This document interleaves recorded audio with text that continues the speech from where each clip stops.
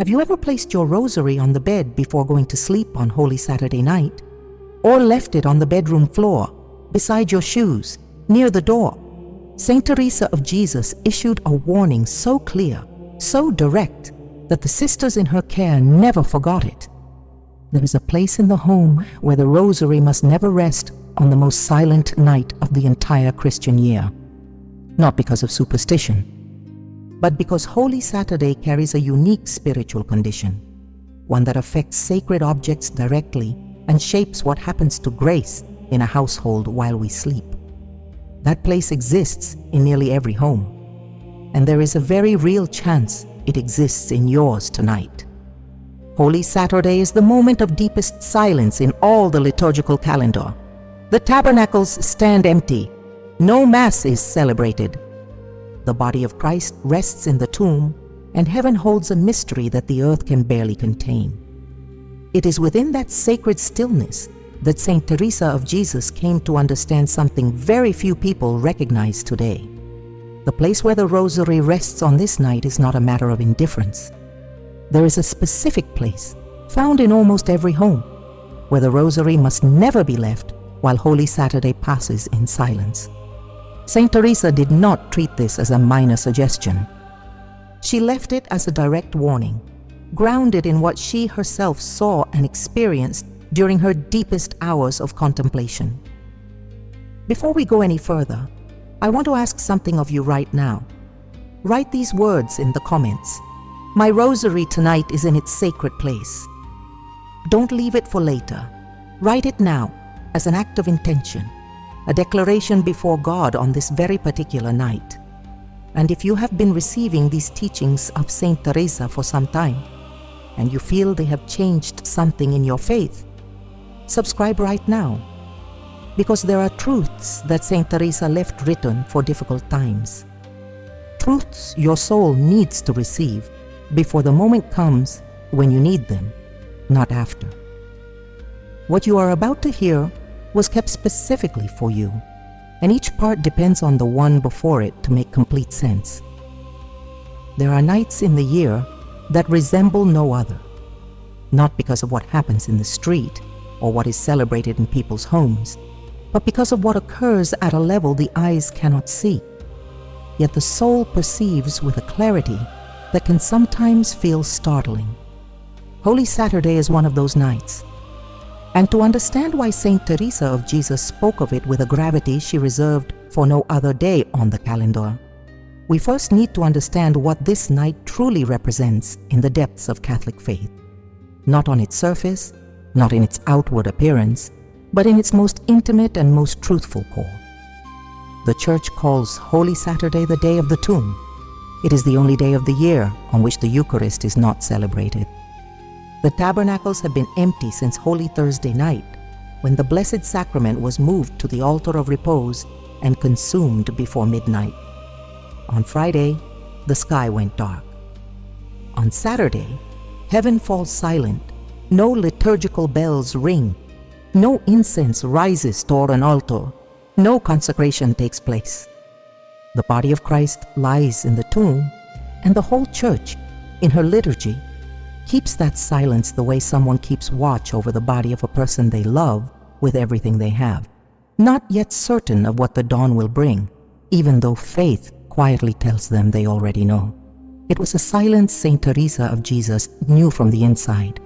She did not live Holy Saturday as a pause between the Passion and the joy of the resurrection. She lived it as a complete spiritual state in its own right, with its own weight, its own demands, its own particular grace, unlike any other grace in the entire year.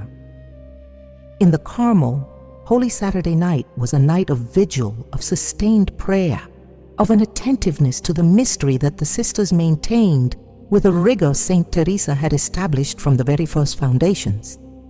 It was not a night for light sleep. It was a night for being awake in a way that went far beyond simply keeping one's eyes open. And within that context of vigil, of silence, of sustained attention to the greatest mystery of faith, Saint Teresa came to understand something about the sacred objects of the home that her writings record, with a clarity very few people today pause to read with the depth it deserves. She understood that sacred objects are not indifferent to the spiritual environment that surrounds them. That the Rosary, that chain of prayer the Virgin entrusted to the Church as both weapon and refuge, is not a decorative object, not a family heirloom, not a keepsake to be stored wherever space allows. It is a living instrument of prayer that responds, in a way Saint Teresa described as both spiritual and real, to the place where it rests and to the inner disposition of the soul that keeps it. This is not superstition, it is doctrine. The Catholic Church teaches that blessed objects, sacramentals, participate in a particular way in the action of grace when they are treated with the reverence they deserve. The Catechism states this with a precision worth remembering. Sacramentals do not confer the grace of the Holy Spirit in the way that the sacraments do, but through the prayer of the Church, they prepare us to receive that grace and dispose us to cooperate with it. That disposition is not only interior, it is also exterior. The place where a sacred object is kept communicates something. It says something about the value we place on it. It says something about the faith we profess. And on Holy Saturday night, when the spiritual weight of the Paschal mystery reaches its point of greatest tension before the explosion of light at the Easter Vigil, that something the place communicates carries consequences that Saint Teresa did not hesitate to call real. Why this night and not another? That was the question the sisters at the Carmel asked Saint Teresa. And it is a question you have every right to ask yourself right now. Why does Holy Saturday carry such a particular spiritual condition that it affects even the place where the Rosary rests? The answer lies in the very nature of what this night represents. Holy Saturday is the night when the mystery of the redemption hangs suspended between death and life. Christ has died. Christ has not yet risen, at least not in the liturgical time the Church is living through. It is the night of the threshold, the night of the knife's edge, the night when all of creation holds its breath before the most important dawn in history. And in that state of suspension, of threshold, of tension between what was and what is about to be, the sacred objects in our homes take on a spiritual sensitivity they do not carry with the same intensity on any other night of the year. Not because the objects themselves change, but because the spiritual context surrounding them is different. The same Rosary that on an ordinary Tuesday can sit on the nightstand without any significant spiritual concern, on Holy Saturday night needs a place worthy of the mystery that night contains. And Saint Teresa, who lived every moment of the liturgical year with a spiritual awareness that her writings transmit intact, knew this with a certainty that left no room for indifference. Her sisters remembered it always. On Holy Saturday night, Saint Teresa would move through the spaces of the convent with a particular attentiveness, not with anxiety, with love. With the same attentiveness a mother shows when she goes through the house before someone very important is about to arrive.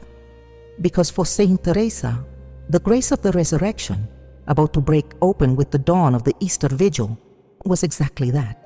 Someone very important who deserved to find everything in its proper place. To understand what Saint Teresa of Jesus taught about the Rosary and where it should be placed on Holy Saturday night, we need to enter something she explained with extraordinary depth in her writings: the nature of sacred objects as an extension of the soul that uses them. Not a magical extension, a spiritual one. A living reflection of the relationship between the soul and God. A relationship that does not happen only within the interior of a person, but spills outward into the space that person inhabits, into the objects they touch and keep and use to pray. In the way of perfection, Saint Teresa speaks of prayer not as an isolated act that occurs in a moment and then vanishes, but as a continuous disposition of the soul that permeates everything surrounding the one who prays with genuine intention. The woman who prays the Rosary every day with her heart fully present does not only transform her interior, she transforms the Rosary itself, in the sense that the object becomes marked by prayer, invested with a dignity born of sacred use, which in turn calls for a treatment equal to that dignity. Saint Teresa did not explain this in abstract terms. She explained it with a direct, grounded logic that characterizes all of her writing. If you use the Rosary to speak with the Mother of God, you cannot store it where you keep things that hold no value for you. That logic, simple in its expression, profound in its consequences, is precisely what answers the question left open in the night before. Why this particular night carries a spiritual condition other nights do not hold with the same intensity. Saint Teresa's answer wasn't liturgical in the technical sense. It was mystical in the practical sense. Tonight, she explained, the soul is more permeable. The veil between the visible and the invisible is thinner. What on other nights happens quietly and almost imperceptibly, on Holy Saturday night happens with a clarity the soul feels even when the mind cannot always find the words for it. And that permeability, that thinness of the veil, affects the sacred objects that share space with the sleeping or watching soul. In the interior castle, Saint Teresa describes the soul as a castle of diamond with many rooms, an inner space of such richness that most people never come to know it because they spend their lives in the outer courtyards, never daring to go inside. But that inner castle does not exist, cut off from outer space. The home where a soul lives is, in a certain way, the outward reflection of that inner castle. What happens in the rooms of the house says something about what happens in the rooms of the soul. And the sacred objects that inhabit that outer space are bridges between the two worlds, between the inner castle and the visible home, between the prayer that rises from within and the grace that descends from above. The Rosary is the most powerful of those bridges. No sacred object in the Christian home carries a more documented, more tested, more consistently confirmed history of intercession, confirmed by the experience of the saints and by the magisterium of the Church alike. The Virgin Mary herself entrusted it as a weapon against evil and as a chain of love binding the faithful to the mysteries of her Son's life. Saint Teresa of Jesus prayed the Rosary with a devotion her sisters described as physical as well as spiritual. Her hands held it with a steadiness that was not tension, but presence. The way someone holds something they know carries life even if their eyes cannot see it. And precisely because the Rosary carries that dignity, because it is that bridge, because it holds within it the history of every prayer ever prayed upon it, and the spiritual presence of the Mother of God who entrusted it, Saint Teresa insisted that where it rests matters, not in an abstract sense, in a concrete and verifiable sense, visible in the spiritual experience of anyone who practices it. The sisters at the Carmel who followed Saint Teresa's guidance on the care of sacred objects reported a difference in the quality of their prayer, a difference Saint Teresa attributed in part to that outward arrangement of the space where the objects rested. There is something the sisters at the Carmel noticed over many years, something Saint Teresa confirmed with a phrase none of them ever forgot. A badly placed rosary does not lose its grace, but the soul that places it badly begins to lose its attention. And attention, in Saint Teresa's mystical vision, is nearly everything. Prayer without attention is empty form. Devotion without attention is dead habit. And dead habit is precisely what Saint Teresa spent her entire life fighting, in herself and in her sisters, with an energy her writings transmit undiminished after 5 centuries. What then makes a place unsuitable for the Rosary on Holy Saturday night? It is not a question of aesthetics or household tidiness. It is a question Saint Teresa answered with precise spiritual criteria. Criteria rooted in the dignity of the object, the nature of the night, and what the soul communicates when it chooses that place without stopping to think. Those criteria are what you are about to discover. And once you know them, there is a good chance you will look at your home tonight with eyes you did not have before you began listening.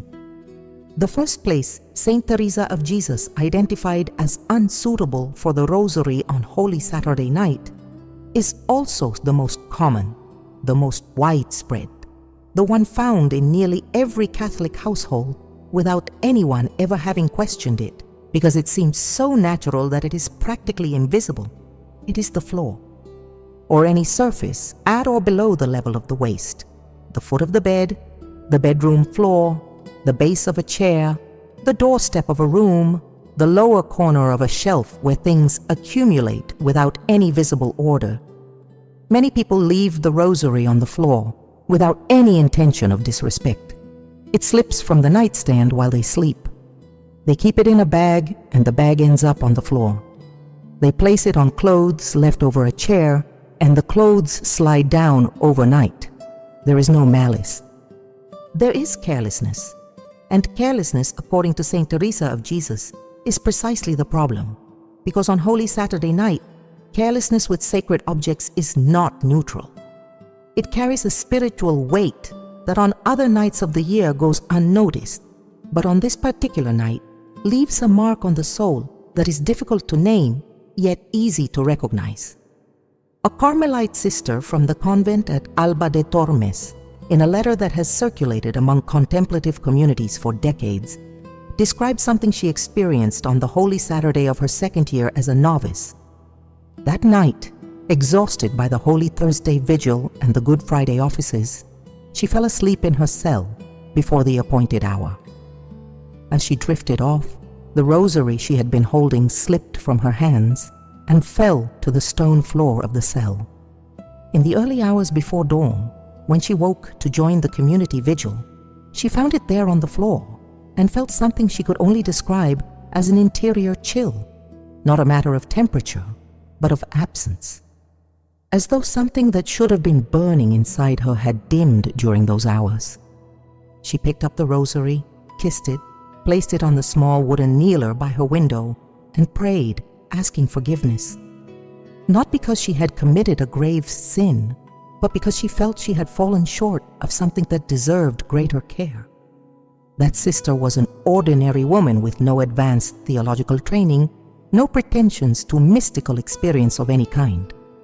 Yet what she described in that letter corresponds precisely to what Saint Teresa of Jesus explained in The Way of Perfection about the relationship between the outward arrangement of sacred objects and the interior state of the soul that keeps them. Saint Teresa wrote that the soul which treats the instruments of its prayer carelessly is saying, without words, that prayer itself can wait, and what is allowed to wait ends up waiting forever. The floor, in the Catholic tradition, and in the Teresian mystical vision in particular, is not a neutral place. It is the place of penance, of prostration, of voluntary humiliation before God. When the saints lay prostrate on the floor, they did so as an act of adoration, an expression of their smallness before the greatness of the divine. But that same symbolism makes the floor an unsuitable place for sacred objects that are not at that moment being used as instruments of penance. To place the Rosary on the floor is not to prostrate it before God, it is to abandon it. And there is a difference between those two gestures that the soul senses even when it cannot always put it into words. On Holy Saturday night, that difference is amplified, because tonight the body of Christ is in the tomb, in the lowest place, in the place of the dead. And the whole Church keeps that mystery with a reverence expressed precisely in the elevation of everything that can be elevated. The altars are bare but clean. The sacred images are veiled but in their proper places. The sacred space, though emptied of its liturgical fullness, maintains a dignity that is itself part of the mystery. And the Christian home, as an extension of that sacred space, is called to maintain that same dignity in the objects that inhabit it. To place the Rosary on the floor tonight is to do exactly the opposite. It is to lower what should be elevated. It is to abandon in the place of prostration what should be in the place of active waiting, of vigil, of prayer that does not cease even while the body sleeps. Saint Teresa expressed it in an image her sisters would repeat to one another. A rosary on the floor on Holy Saturday night is like leaving a love letter unopened on the threshold. It is there, it has not been lost, but no one received it. And yet there is something more to this first forbidden place that goes beyond symbolism. Something Saint Teresa described in her Contemplations with a precision that is difficult to dismiss. When the rosary rests on the floor during Holy Saturday night, the soul sleeping nearby loses something during those hours. Not permanently, not irreversibly. But it is a real loss, verifiable in the quality of prayer in the days that follow, in the ease or difficulty of entering recollection, in the sense of presence or absence that accompanies the recitation. Saint Teresa called this the lukewarmness of the badly kept object, and she considered it one of the most silent and most effective obstacles the enemy of the soul placed in the path of devout souls, precisely because no one sees it coming, and almost no one identifies it once it has already taken root. The second place Saint Teresa of Jesus warned against for the rosary on Holy Saturday night is not on the floor. It is at eye level. It is in the places where we keep things we use every single day without thinking. Things we pick up and put down with the same automaticity as breathing. Things that have become so much a part of our daily landscape that we no longer see them even when they are right in front of us. It is where the house keys are, the phone, loose change, the charger, notes we haven't read yet, the receipt from the pharmacy, the planner we haven't opened in days. That place goes by a different name in every home, but we all know exactly what it is. The entry table, the kitchen counter, the shelf by the door, the catch-all drawer, the surface where everything lands when we come home tired and just need to put things down and breathe. It is the place of undifferentiated daily life, where the urgent lives alongside the forgotten, where the important mingles with the trivial until there is no way to tell them apart just by looking. And that is precisely where many people keep their rosary, not out of bad intent, with the intention of keeping it close, of not forgetting it, of having it at hand when needed. But Saint Teresa of Jesus taught something about that intention that completely changes the way we understand the gesture. That physical proximity is not the same as spiritual closeness. Keeping the rosary within reach, among the keys and the phone, is not keeping it close in the way that matters. It is placing it somewhere the soul no longer truly sees it, even when the eyes look right at it, because the soul stops seeing what is mixed together with things that carry no sacred value. And when the soul stops seeing the rosary, it also stops hearing the call that object makes each time it should be taken up in prayer. In the book of her life, Saint Teresa wrote something that her spiritual directors underlined the moment they read it, something the Church has since cited as the expression of a mystical truth with very concrete consequences for the life of prayer. She wrote that the soul grows accustomed to the landscape surrounding it, and that when that landscape blends the sacred with the ordinary without distinction, the soul ends up treating the sacred with the same indifference it shows the ordinary. Not out of wickedness, out of habit. And habit, in Teresian mysticism, is the most dangerous enemy of the interior life, precisely because it does not look like an enemy. It simply looks like the way things are. The rosary beside the keys does not seem like a problem. It seems like a practical solution. But Saint Teresa saw beyond the practical solution with a clarity her writings transmit intact. She saw what that practical solution was telling the soul every single day, in silence, without the soul ever realizing it, that the rosary and the keys are of equal value, that the chain used to speak with the Mother of God and the chain used to open the front door belong to the same category of objects, that the sacred and the functional are interchangeable. And once the soul accepts that equation, even in silence, even without ever having put it into words, the life of prayer begins to deteriorate with a slowness that makes it very difficult to pinpoint exactly when the trouble began. On Holy Saturday night, that silent deterioration reaches its point of greatest risk. Because tonight, the soul needs to be especially awake, especially attuned to the mystery the liturgical season is living through, especially open to receiving the grace of the resurrection that is about to arrive with dawn. And a soul that has spent weeks or months seeing the Rosary mixed in with keys and phones, a soul that has grown accustomed to that undifferentiated landscape, arrives at this night with a reduced spiritual permeability, with a capacity for receptivity that is not functioning at the level this night demands. Saint Teresa did not describe this as punishment. She described it as natural consequence. Just as a plant that does not receive enough light cannot grow as it might, the soul that neglects the dignity of its sacred objects cannot pray with the depth it is capable of. Not because God withdraws His grace, but because the soul itself has quietly reduced its capacity to receive it without realizing what it was doing. Saint Teresa's warning for tonight is therefore twofold. Do not place the Rosary among ordinary objects without distinction. Not tonight, not the night when the veil between the visible and invisible is thinner than at any other moment in the year. And if you have been doing this without knowing it, if this is the first time you are hearing this, and you recognize in your own habits what Saint Teresa is describing, then tonight is also the moment to change it. To take the Rosary in both hands, to lift it out of the catch-all drawer, to place it somewhere that says something different, somewhere that says what lies within those beads and those mysteries is beyond price. Somewhere that says that tonight, more than any other night, the sacred deserves to be set apart from the ordinary, with a clarity the soul can see and feel before closing its eyes.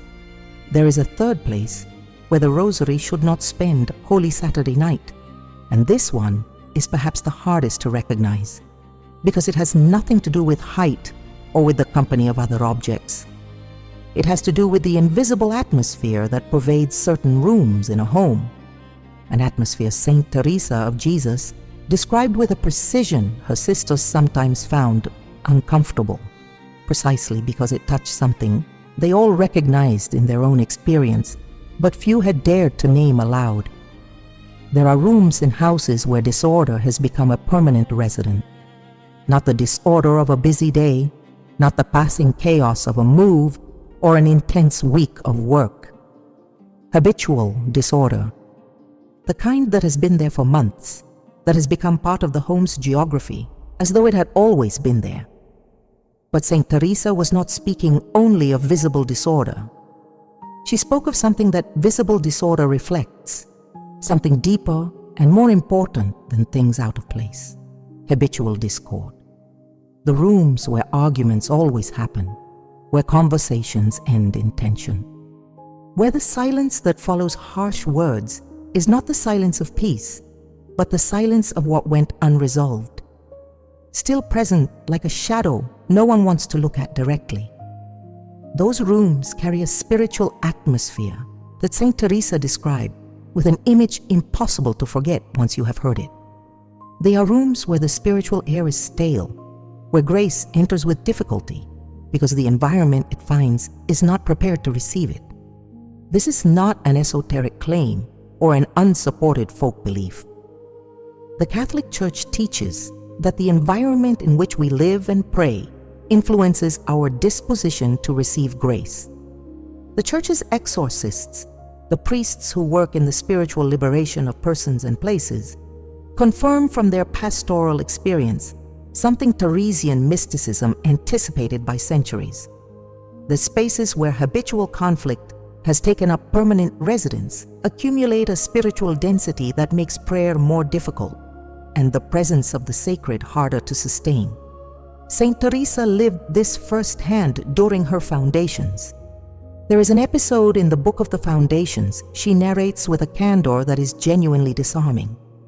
The arrival at a house in Toledo that was meant to become a convent, which had, in Saint Teresa's own words, a heaviness in the atmosphere that the sisters felt from the moment they stepped through the door. It was not physical dirt. it was something harder to clean.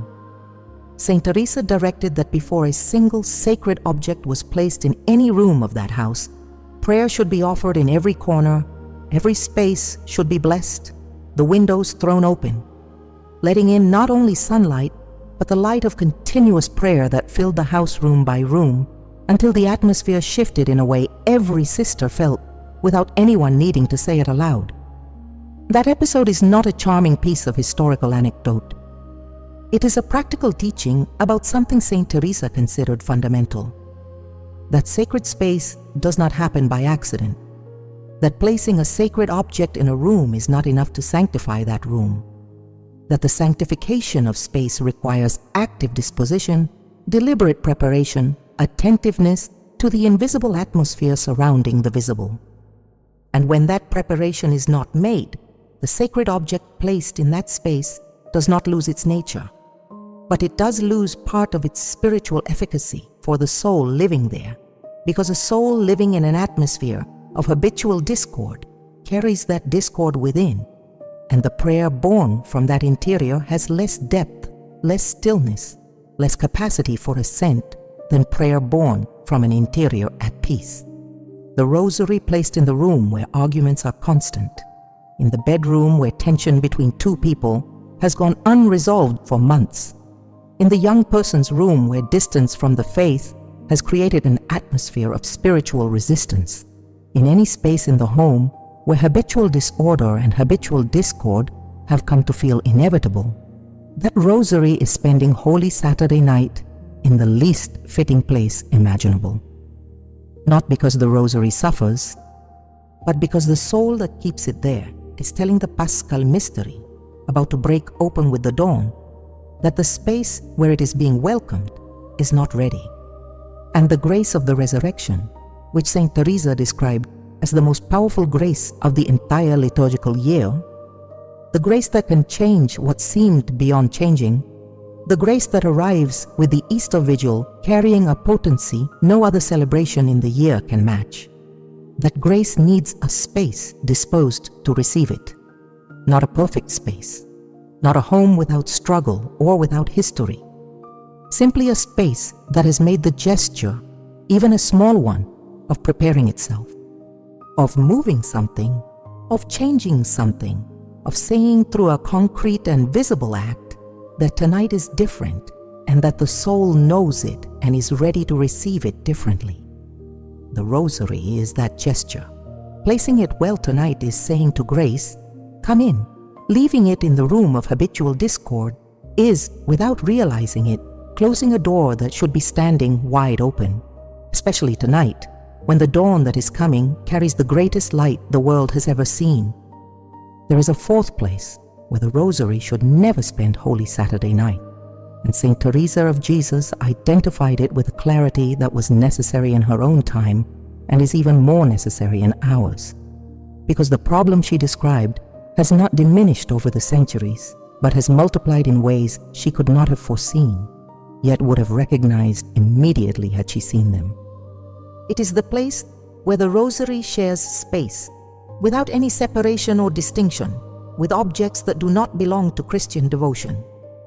Objects from other traditions, other spiritualities, other visions of the world that are not compatible with Catholic faith, even when they present themselves with the appearance of generic spirituality that can make the problem difficult to see at first glance. Saint Teresa of Jesus lived in an era when the mixing of spiritual practices was a real and documented danger. 16th century Spain was a meeting ground for diverse religious traditions, and the Inquisition existed precisely because that mixing had produced forms of devotion the Church considered incompatible with Orthodox faith.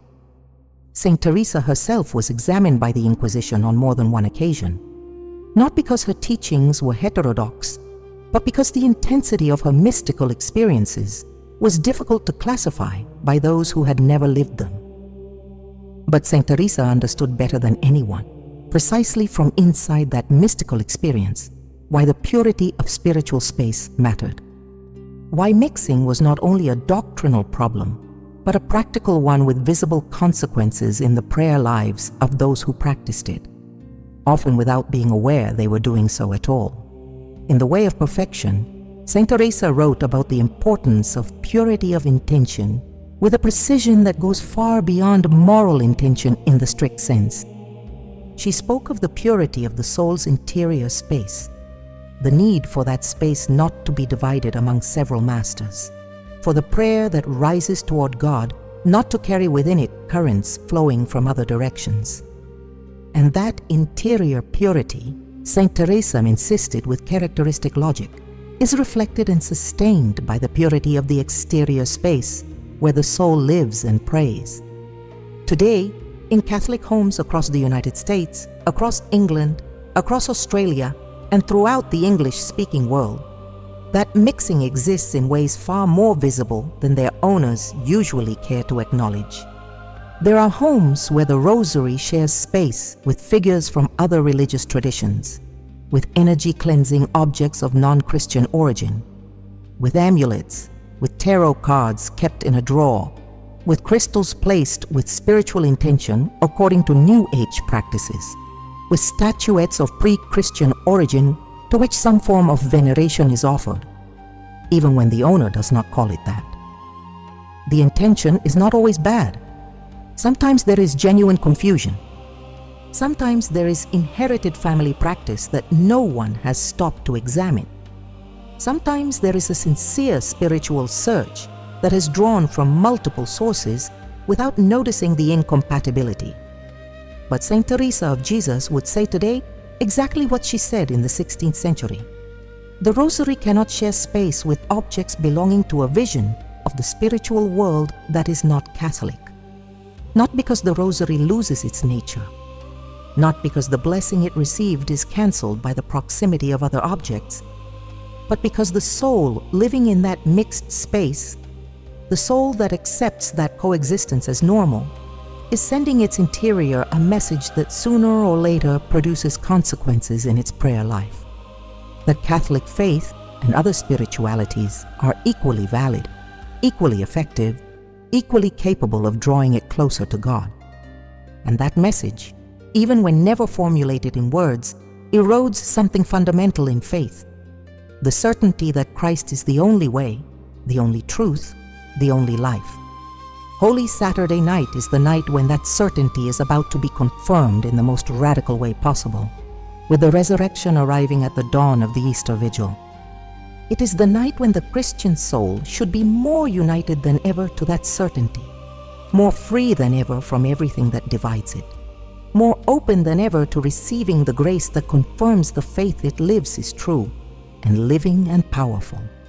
And a rosary placed beside objects from other spiritualities on this particular night is a contradiction the soul senses even when it cannot always articulate it. Saint Teresa of Jesus would have acted with the clarity her sisters knew well. Before this night arrived, she would have reviewed the space. She would have separated what needed to be separated, not with violence, not with judgment toward anyone, with the same calm, practical composure with which she would arrange the convent cells before the great liturgical celebrations. Because for Saint Teresa, preparing the space was not a domestic chore. It was a spiritual act. It was telling God, with her hands and with objects, what her heart wanted to tell him but sometimes could not find the words to express. Tonight, before sleeping, the Rosary deserves to be in a place that is entirely its own, a place where everything surrounding it speaks the same language, a place where the faith it represents does not have to compete with anything or share space with what contradicts it. That place exists in your home, even if right now you need to look for it. And the act of looking for it tonight, the act of moving the Rosary and placing it where it belongs, is itself already a prayer that Saint Teresa of Jesus would recognize as such. So if the floor is unsuitable, if the catch-all surface is unsuitable, if the room of habitual discord is unsuitable, and if the space shared with objects of other spiritualities is unsuitable, then the question the soul asks at this moment is inevitable and entirely fair. Where should the Rosary actually be tonight? Saint Teresa of Jesus did not leave us only warnings. she left us answers as well. And the answer she gave about the right place for the Rosary on Holy Saturday night is so concrete and so full of spiritual meaning that when it is heard for the first time, it produces in the soul something very much like recognition, the feeling of having always known it, but never having heard it said with quite this clarity.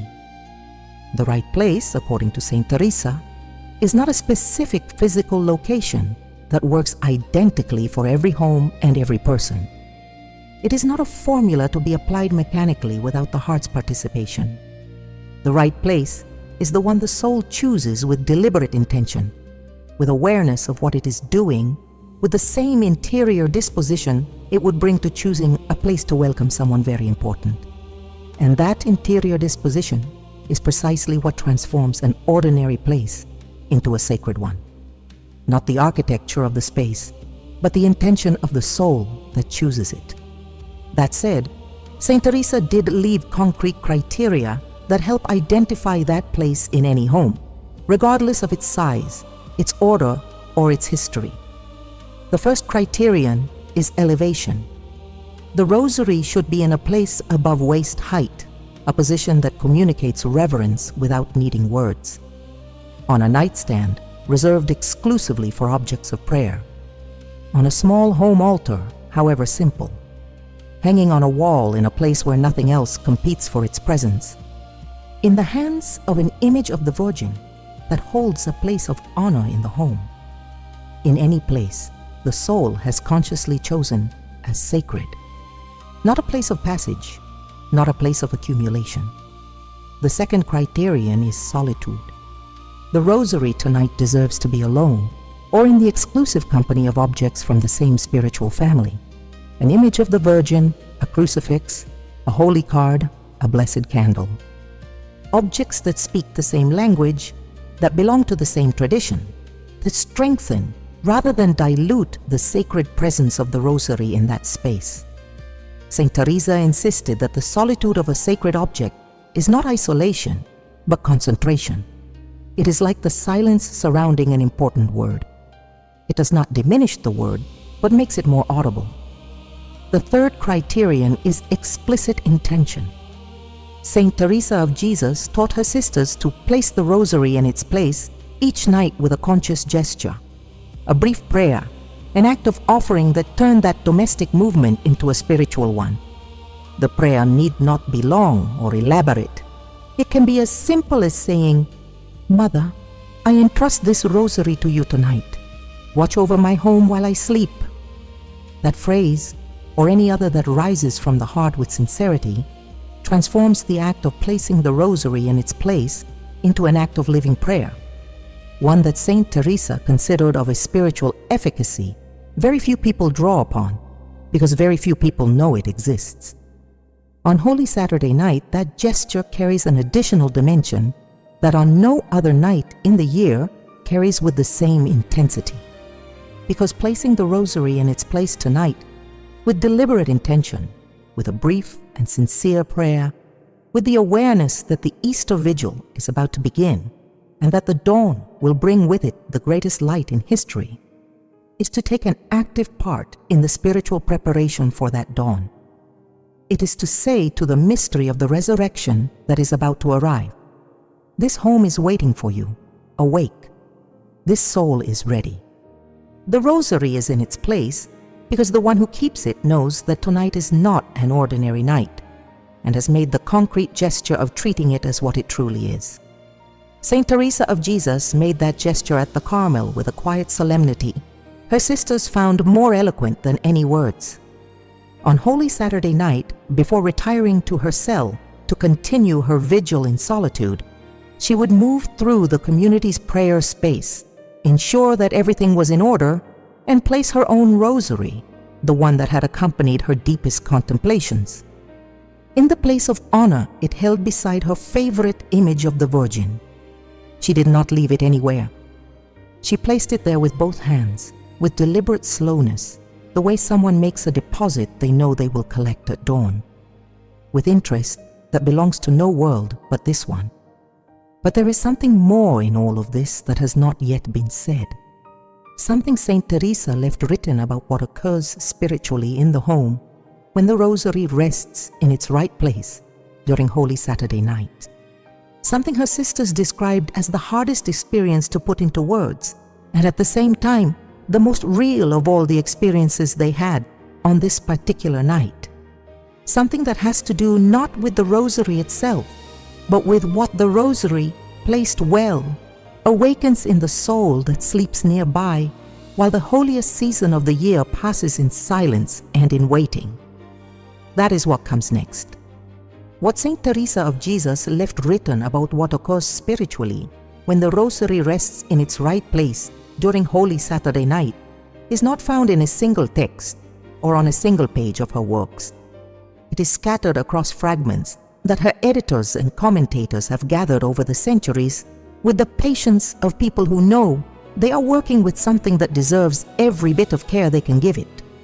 It is in the interior castle, in the book of her life, in the way of perfection, in letters to her sisters and to her spiritual directors. And when those fragments are read together, when they are allowed to illuminate one another, rather than being read in isolation as though they were independent observations, something emerges that is difficult to reduce to a single sentence, but that the soul recognizes immediately as true. What occurs is this: the soul that sleeps in a home where the Rosary is in its right place tonight does not sleep alone.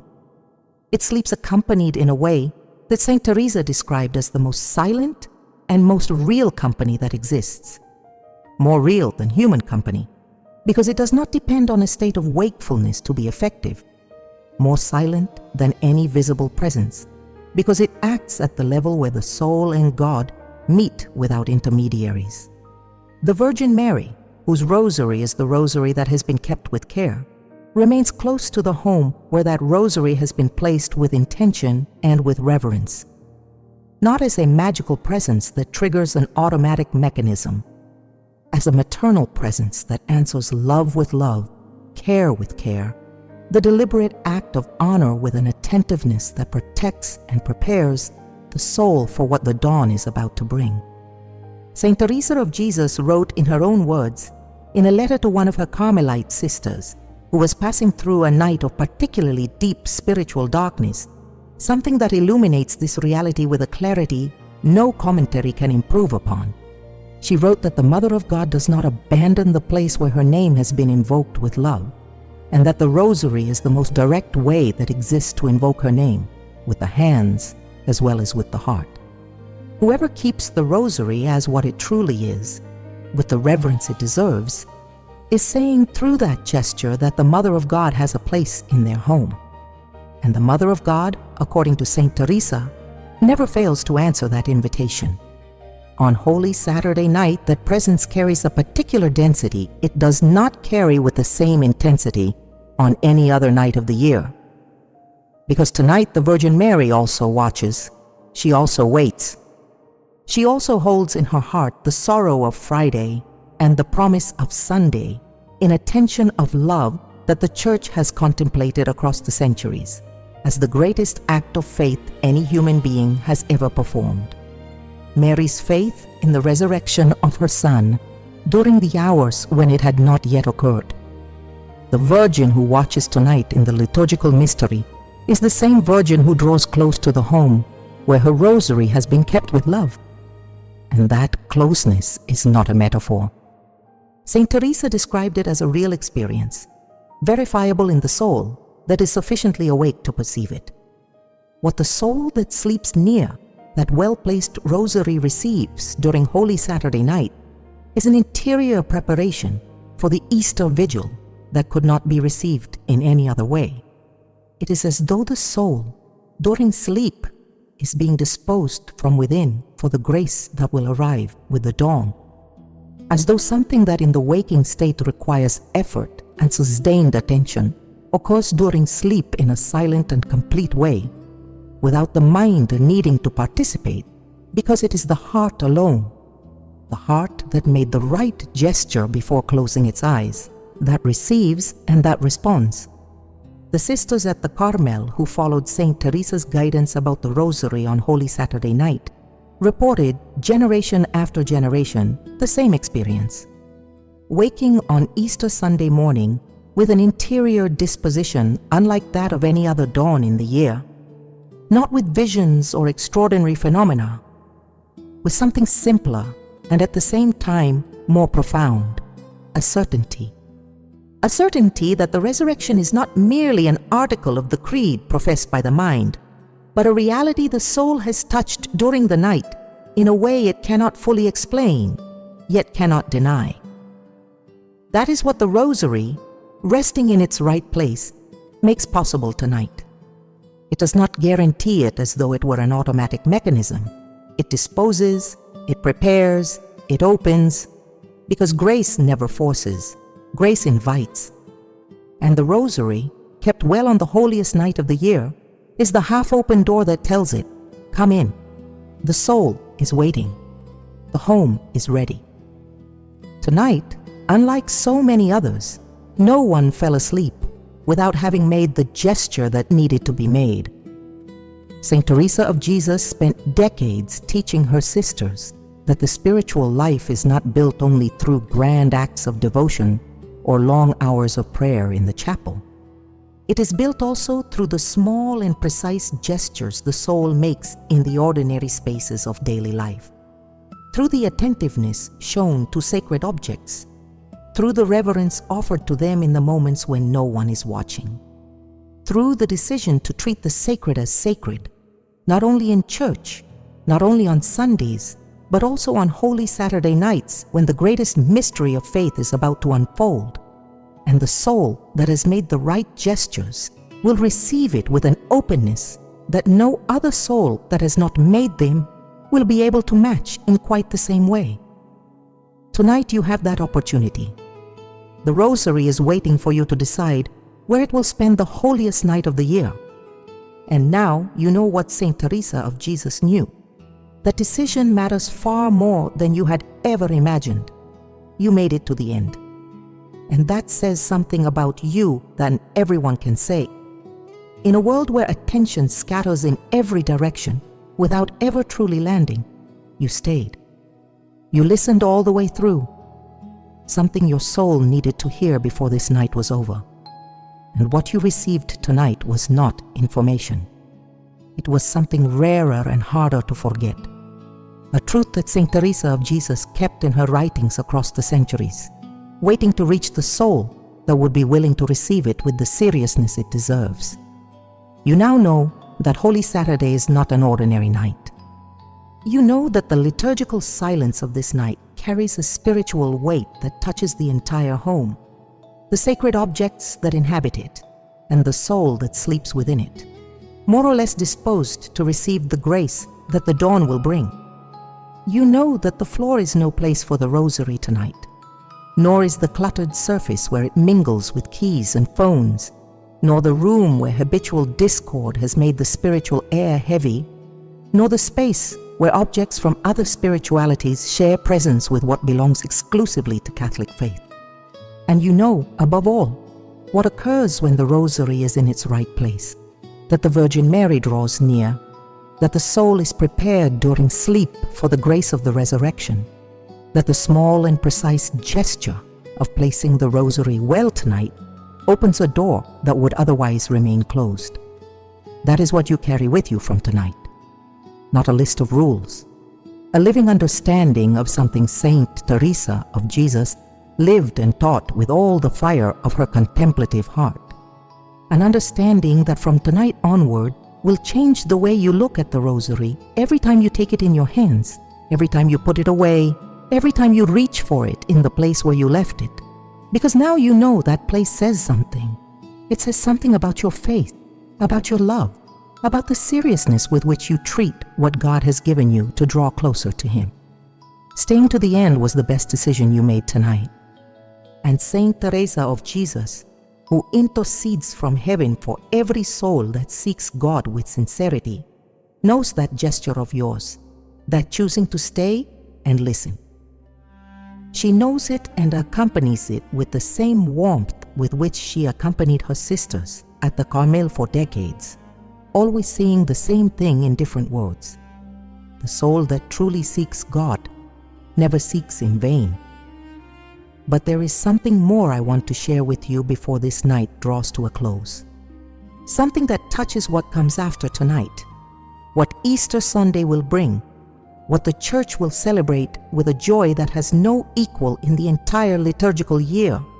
Saint Teresa of Jesus did not only teach her sisters how to prepare for the resurrection, she taught them how to live from the resurrection, how to let the certainty that Christ conquered death transform every corner of their interior lives and their outward lives as well. Every small gesture and every large decision, every moment of prayer and every moment of work and rest. That teaching on living from the resurrection is one of the richest and most complete Saint Teresa left in her writings. It is a teaching very few people have had the chance to hear, explained with the depth and clarity it deserves, drawn directly from the interior castle and the book of her life, with the care and doctrinal faithfulness that a teaching of this magnitude calls for. It is a teaching that changes the way we pray, the way we suffer, the way we wait, the way we love those who have gone before us, and those who still walk beside us without quite knowing where they are headed. That teaching is waiting for you. It is prepared. It is kept with the same care with which you have kept your rosary tonight, in its proper place, ready to be offered to the soul willing to receive it. And if you have made it here tonight, if you have listened to everything Saint Teresa had to say about the Rosary and Holy Saturday, and what happens in a home while the Paschal mystery unfolds in silence, then that soul is you. And what comes next was prepared with you in mind. Do not let it pass. What Saint Teresa of Jesus still has to teach you about life from the resurrection is something your soul needs before the liturgical season moves on and the grace of this moment recedes. These teachings do not wait. They arrive at the precise moment the soul is ready to receive them. And you are ready. You showed it tonight by staying to the very end. May the risen Lord bless your home tonight. May His light enter every corner where you have placed the sacred with love and with intention.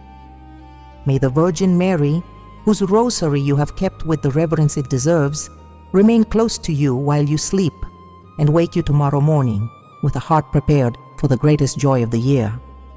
And may Saint Teresa of Jesus, who intercedes without ceasing for every soul that seeks God with simplicity and with truth, walk with you on this path with that tenderness of hers that resembles no other tenderness in this world.